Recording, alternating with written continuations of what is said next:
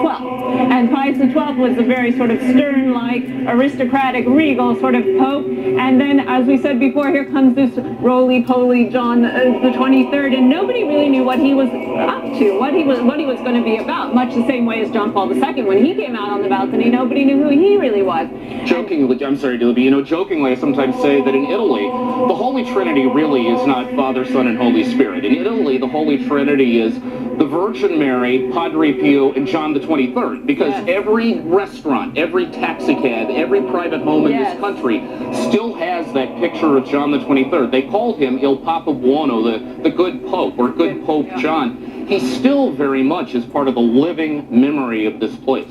Yeah, he was the first one to really understand, I think, how to communicate in that way with the people. And certainly that was part of his appeal. And probably had he been around in the time that we have all of this modern communication, he would have had the same popularity as John Paul II and Pope Francis.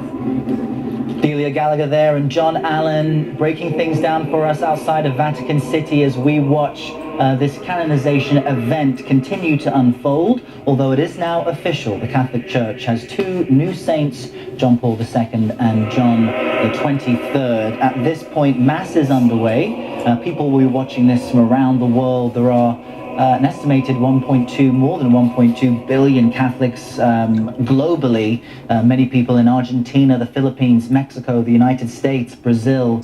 It's a faith followed by many in all corners of the globe. And on the right of your screen, you're watching viewers in Poland, the birthplace, of course, of John Paul II, watching this momentous day. 93 official delegations in attendance, at least 24 heads of state. We did see live images earlier of Pope Emeritus Benedict XVI there near the altar, along with the Queen of Spain, Queen Sofia, in attendance as well. There's also at least 35 high-level dignitaries and some interreligious delegations as well. As we heard from Delia and John, there was a Jewish delegation on hand, and that is seen as one of the most significant groups by the Vatican because it really signifies the relationship that John the 23rd and John Paul II had with the Jewish religion. Let's bring in Delia Gallagher and John Allen again, and if you will, talk about the legacy of both these popes once again. And John Paul II, we mentioned that he has a complicated legacy, but he's also remembered for his role in helping bring down communism in Eastern Europe. Delia? Yeah, he had an enormous impact in the world of his times, and his role in the coming down of the Iron Curtain is probably Exhibit A. We'll remember that in 1979 he made his first homecoming to Poland. Giorni dopo Gesù apparve di nuovo nel cenacolo in mezzo ai discepoli. We'll just listen in now as Pope Francis provides the homily during Mass during this canonization ceremony. And Thomas was present. E allora quell'uomo sincero, Jesus turned to him and told him to touch his wounds. Si inginocchiò Whereupon that davanti man, Gesù so e disse, straightforward and accustomed to testing everything personally, e mio Dio. knelt before Jesus with the words, "My Lord and my God." Le piaghe di Gesù sono scandalo per la fede, ma sono anche la verifica della fede. The wounds of Jesus are a scandal, Per questo nel corpo stumbling di block Cristo for faith. risorto le Yet they're also piaghe the non test of faith. scompaiono, rimangono, perché quelle piaghe That's why on the body of the sono il risen segno Christ, permanente the dell'amore wounds di never Dio pass per noi, away. e sono indispensabili remain. per credere For those in wounds Dio. are the enduring sign Per of God's love for credere us. che Dio esiste, ma per credere They are che essential Dio for è believing amore, in God. misericordia, fedeltà. Not for believing that God exists, but for San believing Pietro, that God is love, riprendendo mercy, Isaia, and faithfulness. scrive ai cristiani: dalle sue piaghe siete stati guariti. St. Peter, quoting Isaiah, writes to Christians, San Giovanni "By his wounds XXIII you e have San been Giovanni healed." Paolo II hanno avuto il coraggio di guardare le ferite di Gesù, di toccare le sue mani piagate e il suo costato trafitto. John the 23rd and John Paul II were not afraid to look upon the wounds of Jesus, to touch his torn hands and his pierced side. They were not ashamed of the flesh of Christ. They were not scandalized by him, by his cross. They did not despise the flesh of their brother, because they saw Jesus in every person who suffers and struggles. Coraggiosi, pieni della parresia dello Spirito Santo, che hanno dato These were two men of courage, filled with the parousia of the Holy Spirit. Di Dio, della sua misericordia. And they bore witness before the church and the world to God's goodness and mercy. E vescovi e papi del XX secolo. They were priests, bishops, and popes of the 20th century. Ma non ne sono stati sopraffatti. They lived through the tragic events of that century, but they were not overwhelmed by them. La fede in Gesù Cristo Redentore dell'uomo. For them, God was more powerful. Signore della storia. Faith was more powerful. Più forte in loro faith in Jesus Christ, the Redeemer of man and the Lord of history. Che si manifesta in queste 5 piaghe. Più forte. The mercy of God, shown by those 5 wounds, was more powerful. And more powerful too was the closeness of Mary, our mother. Delle piaghe di Cristo e testimoni della sua misericordia, dimorava una speranza viva, insieme con una gioia indecibile e gloriosa. In these 2 men who looked upon the wounds of Christ and bore witness to his mercy, there dwelt a living hope and an indescribable and glorious joy. The hope and the joy which the risen Christ bestows on his disciples, the hope and the joy which nothing and no one can take from them. Della vicinanza ai peccatori fino the hope and joy of Easter, forged in the crucible of self-denial, self-emptying, utter identification with sinners, even to the point of disgust at the bitterness of that chalice. Such were the hope and the joy which these 2 holy popes had received as a gift from the risen Lord, and which they in turn bestowed in abundance upon the people of God, meriting our eternal gratitude. E questa gioia si respiravano nella prima comunità dei credenti a Gerusalemme. This hope and this joy were palpable in the earliest community of believers in Jerusalem, as we read in the Acts of the Apostles. È una comunità in cui si vive l'essenziale del Vangelo, vale a dire l'amore, la misericordia, in semplicità e fraternità. It was a community which lived the heart of the gospel, love and mercy, in simplicity and fraternity. Ha tenuto davanti a sé. This is also the image of the Church, which the Second Vatican Council set before us. Hanno collaborato con lo Spirito Santo per ripristinare e aggiornare la Chiesa secondo la sua fisonomia originaria.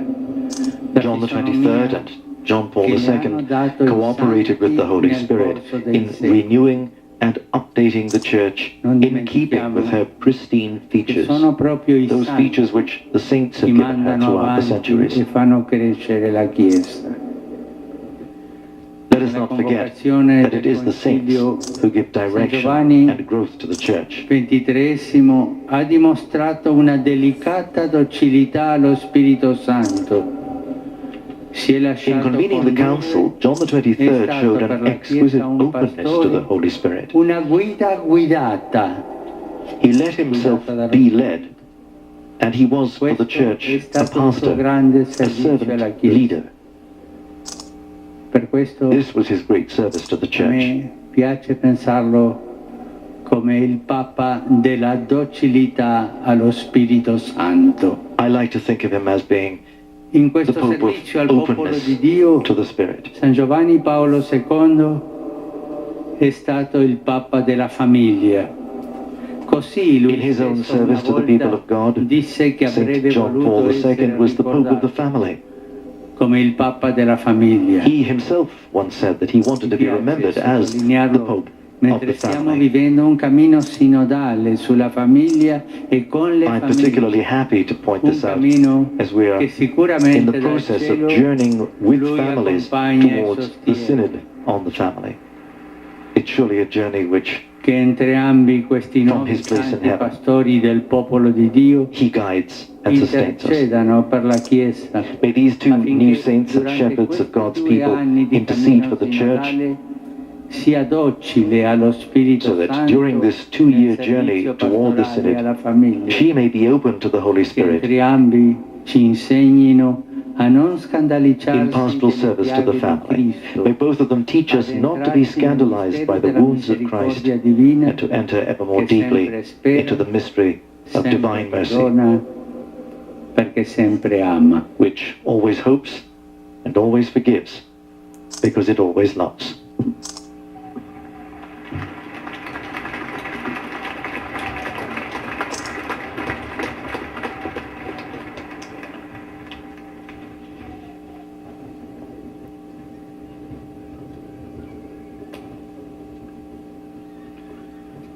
Another very beautiful homily, simple, to the point, summarizing so beautifully these two great popes. We'll have an opportunity to... And you were just listening to Pope Francis deliver the homily, a message of mercy and hope, as you heard there. I want to bring in Delia Gallagher again with John Allen. And, you know, the Pope mentioned the Vatican II Council of John the 23rd, and he called it a great service to the Church. Can you give us more context there? Because I know the Vatican II Council was quite controversial within the Church, and it led to many priests leaving the Church because of it. Yes, that's right, Abra. It was a council which lasted 4 years, basically meetings reviewing a lot of the practices and documents of the Church. Among other things, for example, it said that the Mass could be said in other languages besides Latin. It said that the priest could face the people. It was a way to try to bring, let's say, a church which had been very formal down to the people and let the people feel involved in their Mass, for example. There was obviously, like with any change, a lot of consternation because people were unsure what these documents meant. And frankly, we could say even now they still discuss what these documents meant and how they are best implemented. And that began a kind of fracture in the Church, which had some people that wanted to stay more faithful to things and the way they happened before. So they liked the Latin Mass, or they liked the fact that the priest faces east and has his back to the congregation. So it became a divisive moment in the Church, which many believe is still being reconciled. And that's why when we talk about Pope Francis wanting to keep a liberal and conservative side, that's part of what we're talking about. Those changes brought about by Vatican II, many believe still need to be understood and implemented. Well, you know, church historians often say it takes about 100 years, really, for the dust to settle on a council, and if that's the finish line, we're only really about halfway there. So, I mean, the fact that Catholics are still debating over what those 16 documents of Vatican II meant and all that, it really isn't all that surprising. I think the way Francis would see it is not really that John the 23rd was a liberal and John Paul II is a conservative, but there are different phases of making real the legacy of what Vatican II represented. John the 23rd, you know, his watchword was aggiornamento, you know, throwing open the windows and renewing the church. John Paul II was in many ways the great apostle of the council, the man who took this idea of a church that's vitally engaging the world and took that to the streets and made it real. And Francis, in his own way, I think, would see himself as continuing that process of figuring out what this actually meant. And you mentioned the legacy of Pope John Paul II, the great apostle. We were just talking about this before we took the homily, John, but John Paul II also remembered for his role in the collapse of communism in Eastern Europe. That's right. I mean, John Paul II, I mean, if we were to start listing his accomplishments, we would be here all day. I mean, remember, John Paul II was Pope almost 27 years. He was the third longest-serving pontiff in the more than 2,000-year history of the Catholic Church. Actually, one of the better-known biographies of John Paul II, the title was Man of the Century. And what the author, Jonathan Quintney, meant by that was that he in his own life summed up the great dramas of the 20th century. Remember, this was a man, Karol Wojtyła, who came of age during the Nazi occupation of Poland, who then became a bishop and a leader during the era of the Soviet occupation of Eastern Europe, and then as Pope, triggered the collapse of communism. He inspired the People's Power movement in the Philippines that swept the Marcos regime from power. In fact, Amara and Errol, I did an interview with Cardinal Sean O'Malley of Boston yesterday, who said that John Paul traveled the world administering last rites to dictators. I mean, if you think about it, he visited the Philippines and Marcos is gone. He visited Chile and then Pinochet is gone. He visited Haiti and then Duvalier is gone. I mean, in many ways, Castro is the only guy who survived the papal trip. It didn't work for Cuba. Man, just a lion of the 20th century who had a massive impact on his time.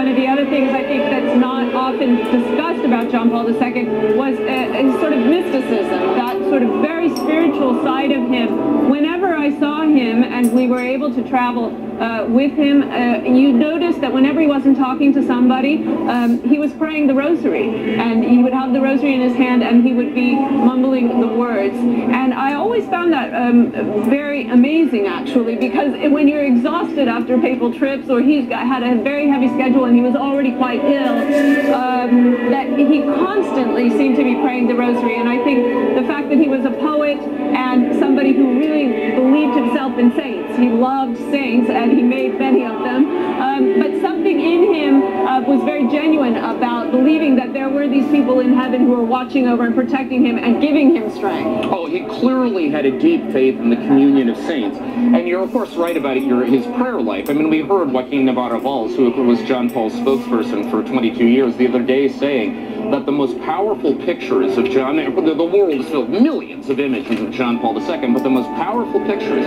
are those that show him at prayer.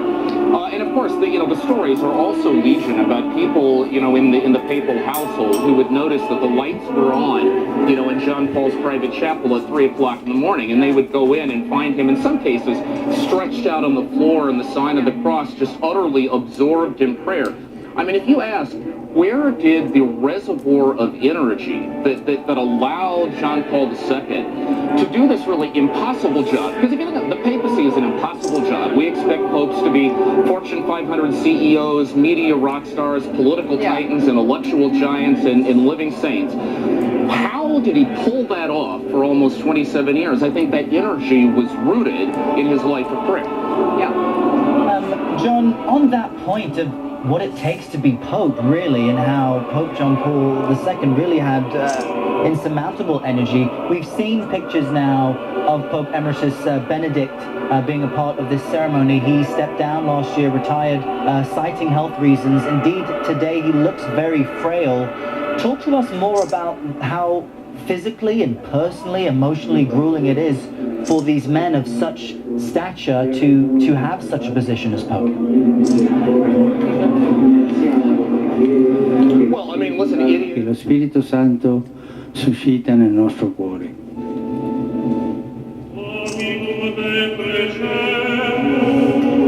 Okay, we were just listening into Pope Francis there as he spoke. Let's jump back to John Allen. You were just about to answer that question of how difficult it is for these mortal men to be Pope. These are the prayers of the faithful. Okay, we're going to actually go to Ben Wiedemann, who is with the crowds there on the ground near St. Peter's Square.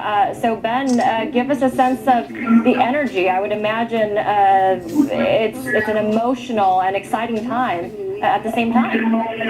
Yes, indeed. You can tell it's very emotional for many of the people in the crowd here, some of whom, when they heard that the church had officially declared Pope John Paul II and John the 23rd as saints, broke into tears. Now, what's interesting when you're speaking to people is that obviously when you ask them about John the 23rd, that was 51 years ago that he died. So very few people are a recollection of him, though they are aware of his works. But what is interesting, and we spoke to people from Poland, people from Latin America, they remember very distinctly, very clearly Pope John Paul when he made his many visits to North America, to Latin America, and elsewhere, and described him in very emotional terms as a man who was very good at connecting with the people, who could identify with the concerns of ordinary members of the church, who really went out of his way traveling to the four corners of the earth. He's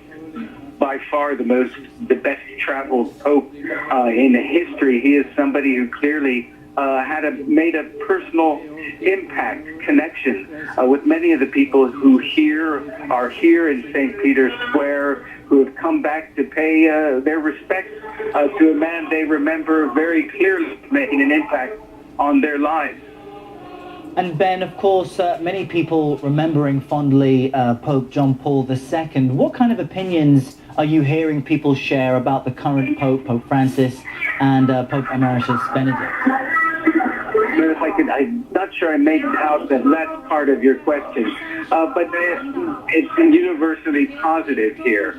They see him as a man who played a critical role in the history of the church, but also in the history of the world. In a sense, many people do credit him with having played a part in the downfall of communism, and certainly for many of the Polish faithful here, they look upon him as a symbol of a man who fought against communism, who fought for their country, in addition to fighting for the church.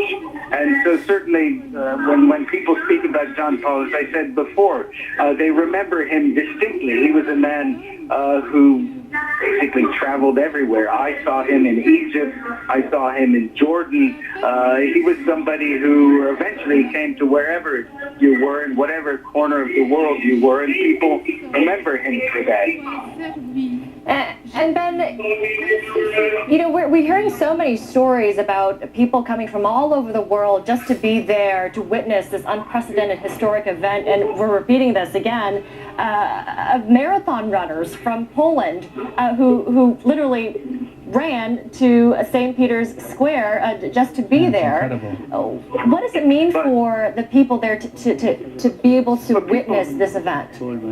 People really made an effort to get here, and there may have been marathon runners from Poland, but definitely that last 100 yards or so was very difficult because this place is so crowded at the moment. People were sleeping outside. Now, the St. Peter's Square was cleared yesterday evening for security reasons, but when they started to allow people back in this morning, there were tens of thousands, and of course Italian police are saying there are more than 1 million people here in St. Peter's Square and the area around it. They were really pushing to get in, and the many Italian volunteers who have been brought in to try to keep the crowd under control were really sweating trying to do that job. But once people are in, yes, it's crowded in here, but the atmosphere very upbeat, very solemn in many respects. But so, yes, the people have come from, when you look around in the crowd, you can see people from everywhere. There are flags from Poland. I saw a flag from Iraq, Spain, Honduras, Guatemala, the United States, Ireland, the UK, and of course many Italians here as well. So definitely here you see quite vividly the multinational nature of the Catholic Church. Ben Wiedemann is there in Vatican City as the canonization of two popes to saints continues. You're watching live pictures as Pope Francis continues to conduct over ceremonies there. Ben saying that people from all over the world, really, not just Poland, marathon runners that we've been impressed by, but many others who are either physically there or watching this on television. More than 1 billion Catholics around the world are watching all of this. We've also got our John Allen, our senior Vatican correspondent there as well. And I tried a couple times to get this question to you, John. Let's try a third time. How hard is it to be Pope? Well, I will say it again, Errol. It is from any human logic. logic, it's basically impossible. I mean, it's an unfathomable job. I mean, think about what popularly we expect popes to be. We expect them to be Fortune 500 CEOs. We expect them to be media rock stars. We expect them to be political heavyweights. We expect them to be intellectual giants. And we expect them to be living saints, any one of which, you know, is difficult as a life's work. I mean, you roll them all up together, it's basically impossible. And if you want to see the physical toll that the job takes, I mean, just compare pictures of John Paul II in October 1978, when this swashbuckling man's man, John Wayne in a cassock, you know, burst upon the global stage and took the world by storm, versus that frail, elderly man in his twilight. It wasn't just the years and the Parkinson's disease, it was the physical toll of the job. You can see the same thing on the 87-year-old Pope Benedict XVI today, obviously frail, obviously weak, although the lights are certainly still all on in terms of his intellectual capacity. We both talked to people who have been in to see Benedict in the Mater Ecclesiae monastery on Vatican grounds where he's living, who will tell you he remains incredibly sharp, incredibly lucid. But obviously, the job also took its toll on him.